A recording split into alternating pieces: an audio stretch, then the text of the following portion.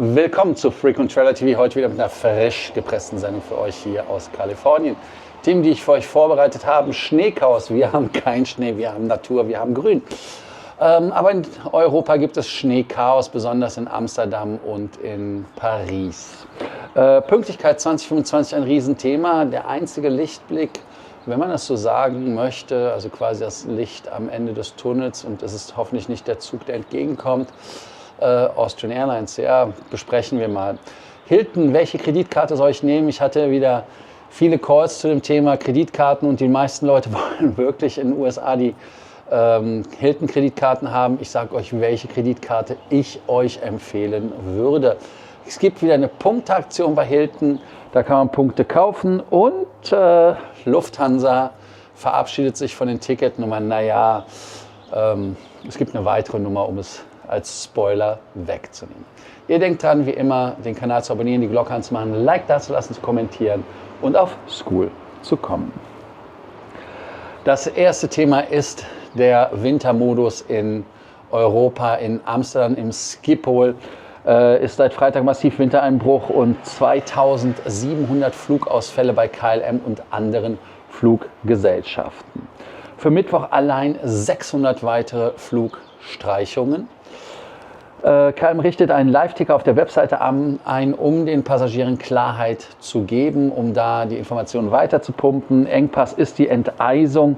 Man enteist nämlich mit 25 eigenen Fahrzeugen und denen ist das Enteisungsmittel fast abhanden gekommen. 85.000 Liter pro Tag werden davon durchgepumpt. Nachschubproblem, da der deutsche Lieferant nicht schnell genug liefern konnte. Man hat da jetzt anscheinend wieder was bekommen. Aus dem Betrieb zum Beispiel gibt es eine Emirates, die 380er, eine EK 147, das ist Dubai, Amsterdam. Die sind 3 Stunden nach der Landung, haben die gewartet auf ein freies Gate. Quasi Hälfte der Flugzeit hast du dann irgendwo am Boden gestanden.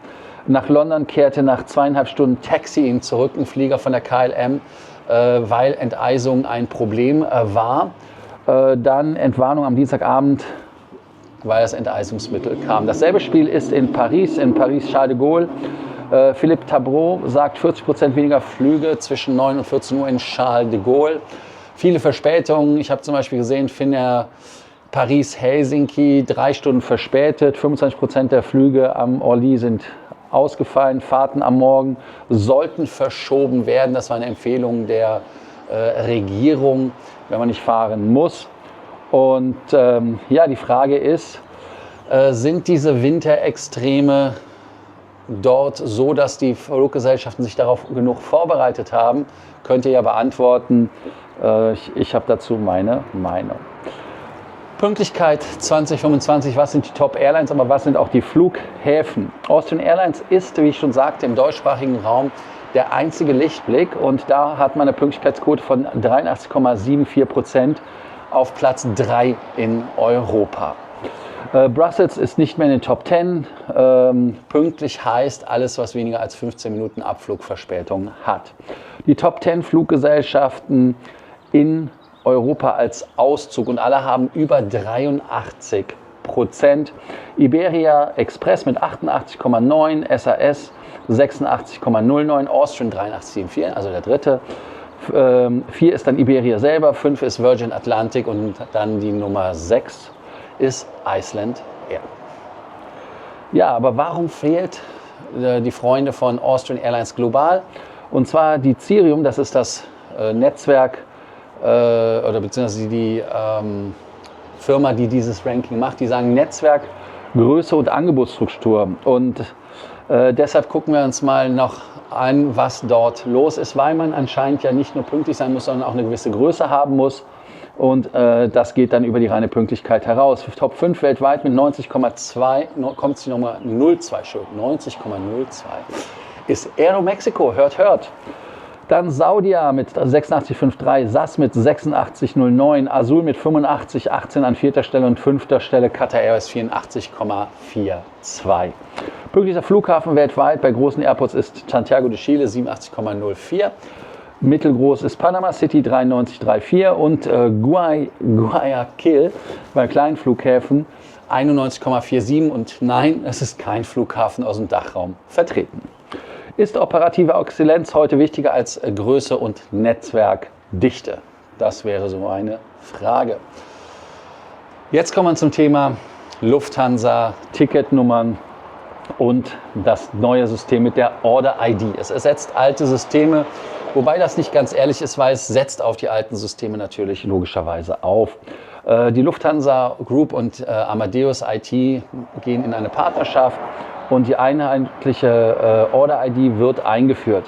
Man möchte damit die Buchungsnummer und vor allem auch die Ticketnummer für Kunden ersetzen. Das umfasst Flug, Sitzplatz, Gepäck, Zusatzleistung, Upgrade, Loungezugang, Umbuchung, Unregelmäßigkeiten. Lufthansa sagt, das gibt damit die Möglichkeit, schneller umzubuchen bei IROPS. Mit nur einem Klick Alternativen und Infos, mehr Transparenz über enthaltene Leistungen, einheitliche Sicht auf die gesamte Reise. Und intern bleiben Buchungsticketnummern natürlich verstehen. Extern für Kunden wird aber alles durch die Order-ID gelöst. Vor allem, wenn ihr mit einer Fluggesellschaft fliegst. Was sagen die zur Order-ID? Ich will die Ticketnummer haben. Also insofern wird das bestehen. Ja, perspektivisch würde es natürlich keine Buchungsticketsnummer für den Kunden zumindest offensichtlich geben. Intern bleiben die Kunden. Wir werden sie halt einfach nicht mehr sehen. Vereinfacht das für die Kunden oder ist das eine höhere Abhängigkeit zum zentralen Buchungssystem? Ist das Gelbe vom Ei? Ist das toll oder nicht? Da könnt ihr auch was zu sagen. Ja, Hilton Honors, Punkte kaufen 2026 mit 80% Bonus. Das ist ein Standardangebot. Kauflimit sind 240.000 Vorbonus. 100% Bonusaktionen kommen häufig, aber natürlich nicht dauerhaft. Das muss man wissen. Das 80% Angebot lohnt sich, wenn keine 100% Promo aktiv ist. Logisch, ne? Spoiler. Aber auch, wenn ihr einfach nur Punkte jetzt schnell braucht, um die 5. Nacht kostenlos zu bekommen. Bei extrem hohen Cashraten und verfügbarer Standard Awards. Beispiel wäre zum Beispiel, wenn man halt irgendwo für 90.000 Punkte die $500 kosten, da das Hotel bucht und wenn der normale Preis $1.000 wären, heißt also, dann ist das Einlösen günstiger. Ist kein Top-Deal, ist aber halt so eine Art, wenn alle Stricke reißen, dann ist es halt das, was man nimmt. Oder wie heißt das so schön, in der Not frisst der Teufel auch Brot. Und sollte man aus eurer Sicht Punkte strategisch nur kaufen bei 100% oder flexibel bleiben? Und jetzt gibt es nochmal ein Thema Hilton und zwar beim letzten Thema, da gucken wir uns mal genau an, welche Kreditkarte für euch die richtige ist bei Hilton in den USA. Es gibt 4 verschiedene Karten, 4 verschiedene Zielgruppen. Die Amex Hilton, die hat keine Jahresgebühr, 100.000 Punkte, das sind $2.000 Spend, die man bringen muss und kriegt einen Silberstatus. Ist eine ideale Einsteigerkarte, wenn man ehrlich ist. Die Hilton Surpass, die kostet $150, bringt 150.000 Punkte nach $3.000 Spend. Goldstatus und 200 US-Dollar Hilton-Credit pro Jahr. Bestes Preis-Leistungs-Verhältnis für den Casual Traveler. Also das heißt, wer halt sagt, er möchte da so ein bisschen was machen, aber reist nicht viel, dann ist das die ideale Karte. Wer ein Geschäft hat, kann auch die Business Amex für $195 nehmen. Die gibt 175.000 Punkte, wenn man $8.000 ausgibt. Goldstatus 240, ich weiß nicht, ob ich 1.000 sage, sind 240 US-Dollar. 240.000 US-Dollar wäre natürlich geil. Stark für Unternehmer. Aber die Karte, die ich selber habe und die ich eigentlich fast jedem empfehle, ist die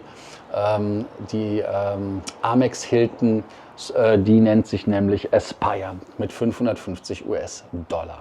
Die Vorteile sind, man bekommt 175.000 Punkte nach $6.000 Spend, bekommt Diamond-Status im Free Night Award jährlich, der hat 85.000 Punkte Value, dann Airline-Credits, Resort-Credits und ist natürlich für Heavy-User wie mich absolut geil. Deshalb ist die Einordnung relativ klar, wer Anfänger ist und eine No-Fee-Karte haben will, sollte die Einsteigerkarte nehmen. Dann wer Unternehmer ist, kann die Business-Karte zusätzlich nehmen. Und wer halt wirklich ein Heavy Addicted User ist halt dann mit der $550-Karte am Start. Man kann natürlich mit der Surpass dann nach $40.000 noch den Diamond-Status sich erschlafen, per Geld quasi. Und das ist natürlich auch noch eine Geschichte. Aber die Frage ist, lohnt sich der Diamond und ist diese Fixkosten wert oder reicht einfach Gold? Da bin ich mal gespannt, was ihr dazu sagt. Ihr denkt immer daran, den Kanal zu abonnieren, die Glocke anzumachen, ein Like dazulassen.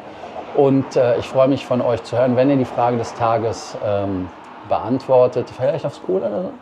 Und da ist die eine Frage natürlich, die Lufthansa ist Vereinfachung durch die Order-ID oder ist es eine neue IT-Abhängigkeit? Und die andere Frage wäre, welche suchen wir denn einfach mal aus? Reicht hinten Gold oder lohnt sich Diamond wirklich? Also, ich danke euch und viel Spaß. Viele Wolken, aber im Regelfall wird es hier doch wieder sonnig. Also bis dann, ciao, ciao. Sehe euch morgen und morgen habe ich auch ein Webinar wieder über amerikanische Kreditkarten. Also wer will, kann sich noch anmelden, gibt genug Links dort überall, die ich geteilt habe. Also bis dann, ciao, ciao und bis zur nächsten Sendung.